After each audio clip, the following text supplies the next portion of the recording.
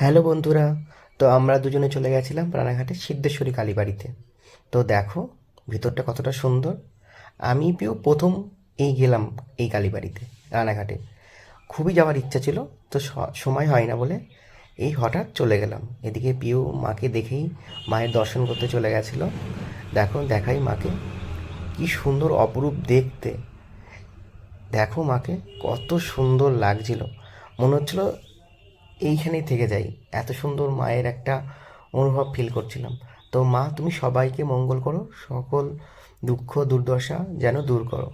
এবার আমি আর পিউ পুজো দিয়ে মাকে দর্শন করে একটু ঘোরাঘুরি করলাম ওখানে। আর ভিতরটা তোমাদেরকে দেখাই।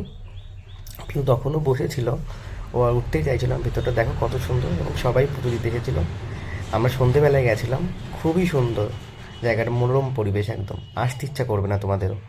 তো তোমরা মাকে শেষবার দর্শন করে নাও। আর জয় সিদ্ধেশ্বরী মা।